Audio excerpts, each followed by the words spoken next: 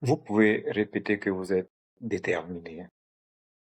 Vous pouvez affirmer que vos valeurs sont non négociables. Vous pouvez annoncer que cette fois, votre décision est définitive. Mais si vos actes, ce que vous continuez de tolérer, et une partie de vous-même ne raconte plus la même histoire, il y a ce qu'on appelle une fissure interne. Et c'est une fissure de l'autorité intérieure. Bienvenue sur ce podcast, La Fabrique du Leader, le podcast. Aujourd'hui, nous allons explorer l'écart intérieur, c'est-à-dire la distance qui s'installe entre ce que nous disons, ce que nous faisons et ce que nous continuons de tolérer. Lorsque ces différents éléments ne racontent plus la même histoire, il y a un problème. Nous commençons à ne plus croire à ce que nous-mêmes nous disons. Commençons par savoir cet écart intérieur dont nous parlons. C'est quoi l'écart intérieur? L'écart intérieur peut se manifester de plusieurs façons. C'est lorsque on a une distance entre les comportements et les valeurs. C'est-à-dire nos comportements et nos valeurs. Nous parlons de ce qui se passe entre nous et nous-mêmes. Donc, nous parlons de nos comportements et de nos valeurs. Lorsqu'il y a une distance, nous avons un écart intérieur.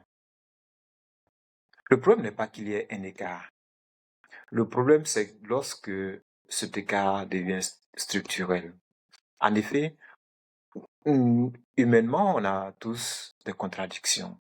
Les situations peuvent se passer plus lentement que prévu, plus difficiles que prévu. Des obstacles peuvent venir ou des obstacles qu'on n'avait pas envisagés. Ça pose apparemment de l'incohérence. Mais cette incohérence peut être reconnue, corrigée. Mais lorsque l'incohérence devient une manière de fonctionner, lorsque l'écart devient une manière de fonctionner, on a une incohérence, un écart structurel. En effet, il arrive que on arrive dans certains domaines à considérer la contradiction comme une manière de vivre. On annonce une décision à fracas et à l'exécution, il n'y a rien. La conséquence de ça, c'est que à partir d'un certain moment, on ne se prend plus soi-même au sérieux. Et c'est une fragmentation intérieure à laquelle il faut faire attention. En fait, lorsque les différentes dimensions de la personne ne sont plus alignées, l'énergie se disperse. C'est-à-dire, une partie veut avancer, une partie veut protéger les habitudes qui sont installées, une partie protège une image, une partie veut pouvoir protéger des intérêts et on a une fragmentation intérieure. Il y a aussi que ce que vous tolérez parle souvent plus fort que ce que vous faites. Vous affirmez, un dirigeant affirme que la qualité est non négociable. Mais, dans le quotidien de l'entreprise, on voit que chaque semaine, les écarts majeurs sont tolérés pour pouvoir éviter des conflits avec certaines personnes, des conflits avec certaines situations. Donc, la qualité est constamment renégociée lorsque elle rencontre un obstacle. Je peux dire un petit obstacle, mais ça peut être un obstacle majeur. Le problème n'est pas, comme je l'ai dit, n'est pas l'écart, mais le problème est que cet écart devienne fonctionnel. Là, il devient un écart structurel. Ce que nous disons compte, mais ce que nous tolérons compte encore plus. Je vais vous donner quelques signes que l'écart est devenu structurel. Lorsque l'écart devient structurel, les signes se manifestent premièrement par des décisions qui sont prises, régulièrement annoncées, jamais exécutées. On décide de commencer à faire quelque chose. ou d'arrêter de faire quelque chose. Et on continue. Quelques semaines plus tard, quelques heures plus tard, quelques jours plus tard, ce qu'on a décidé de commencer n'a pas encore commencé, ou bien ce qu'on a décidé d'arrêter continue. Le deuxième signe, c'est que et on commence à justifier. On justifie. On justifie. En fait, la justification devient le moyen d'éviter de changer. Et donc, lorsque la plupart des échecs, la plupart des choses commencent à avoir la justification comme remplaçant ce qu'il y a à faire, on a un écart structurel, un écart qui devient une manière de fonctionner. Le troisième élément peut être lorsque la personne qui a l'écart, vous avez un écart, et lorsque quelqu'un souligne cet écart, il y a un problème.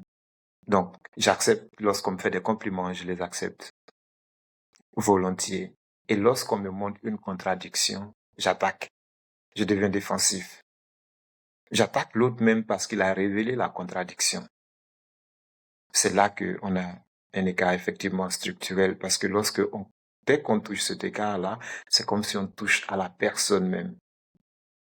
Et le quatrième signe, c'est que vous n'arrivez même plus à vous respecter dans certains domaines. Vous acceptez que c'est comme ça.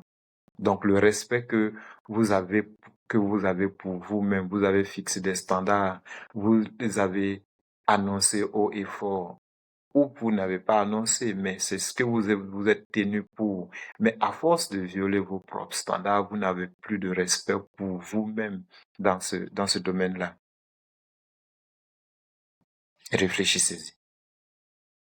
Le cinquième point que je vais vous donner pour l'écart devenu structurel, c'est le point où nous commençons à négocier avec les standards à chaque fois qu'il y a de la difficulté. Rien n'est établi. Chaque pression amène une occasion à rediscuter des principes. On s'épuise à reprendre continuellement ces mêmes décisions. Et c'est subtil. C'est subtil parce que lorsque vous ouvrez l'opportunité de discuter avec vous-même de vos principes lorsqu'il y a la difficulté, sachez que dans 99% des cas, la renégociation va aboutir à un écart. Parce que vous allez trouver les raisons de justifier pourquoi est-ce que cet écart doit être fait.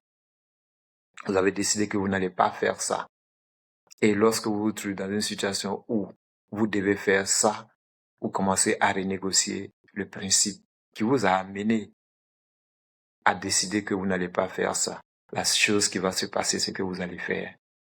Parce que la négociation du principe à ce moment-là, vous le faites dans une période où vous ne devez pas le faire. C'est une période où vous n'avez pas les différents éléments pour pouvoir décider sereinement. Parce que la pression est là. Un autre élément que je vais vous donner pour l'écart qui devient symbolique, c'est vous multipliez les engagements symboliques.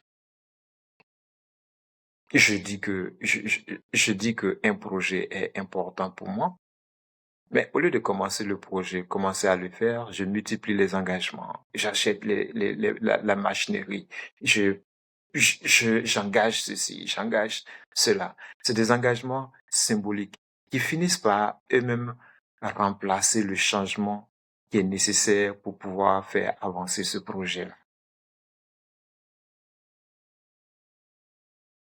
Le danger maximum, c'est que nous arrivons à un moment où nous n'avons même plus confiance nous-mêmes en notre propre parole. Parce qu'en fait, la confiance, ce n'est pas seulement une position émotionnelle positive. La confiance vient aussi du fait qu'on a une mémoire de ce qu'on a pu tenir.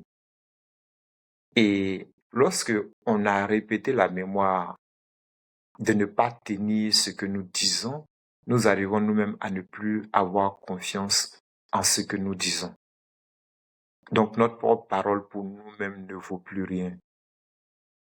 Imaginez maintenant quelle sera la position des autres vis-à-vis de nous. Ce que j'avance là n'a pas pour but de créer de la culpabilité, mais plutôt de la lucidité. La culpabilité amène à un sentiment et même à intérioriser des échecs, à intérioriser l'écart, donc à donner un effet contraire à ce que je veux. C'est de la lucidité. La lucidité, c'est de pouvoir reconnaître qu'on a un écart ici qu'il faudrait corriger.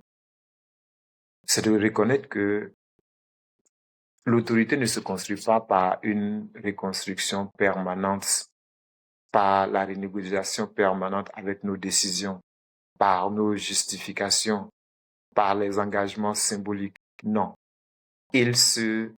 L'autorité intérieure se développe par la constance dans le maintien de ce que nous nous sommes promis, dans ce que nous avons décidé de faire, dans la cohérence.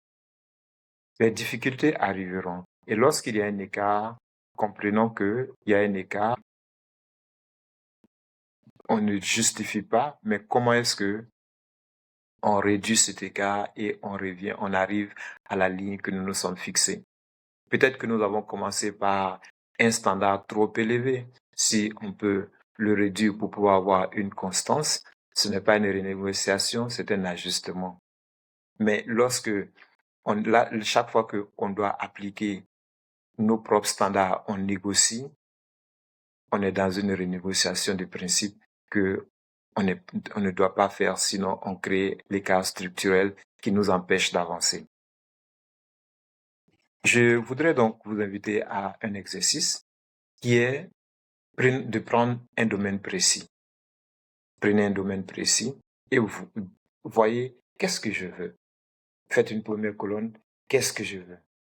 Dans une deuxième colonne, qu'est-ce que je dis.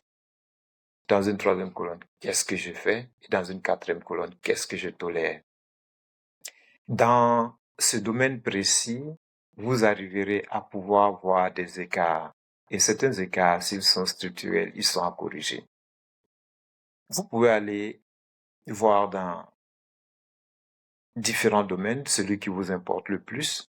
Vous pouvez décider de l'écart dont la correction aura un effet plus critique sur vos objectifs. Quand vous avez établi ça, maintenez le standard, donc réduisez l'écart. On n'arrive pas à pouvoir avoir une autorité intérieure, une structure intérieure solide en fermant les yeux sur ce que nous faisons, mais avec de la lucidité. Et cette lucidité demande que nous puissions voir les différents aspects que nous considérons comme importants de notre vie, que nous analysions les écarts possibles et que nous puissions décider du standard que nous voulons. Et à partir de ce moment-là, on n'a pas besoin de chanter fort parce que l'autorité, c'est pas ce que nous crions haut et fort. L'autorité, c'est la structure que nous avons à l'intérieur de nous. Donc, pour la construction de cette structure intérieure, il faudrait quand même savoir où est-ce qu'on veut aller. Et c'est là que nous allons parler de vision. Dans le prochain épisode, donc, nous allons voir la vision, non pas simplement comme un objectif, mais comme une direction. Et lorsque on a une direction claire, on arrive à prendre nos décisions plus facilement. Il n'y a pas de fatigue de décision, il n'y a pas de fragmentation intérieure. On arrive à pouvoir fonctionner de façon stable. Donc, merci d'avoir écouté cet épisode. Et le prochain épisode, nous allons voir la vision comme direction et quelques éléments importants pour pouvoir développer votre leadership de l'intérieur vers l'extérieur. Merci.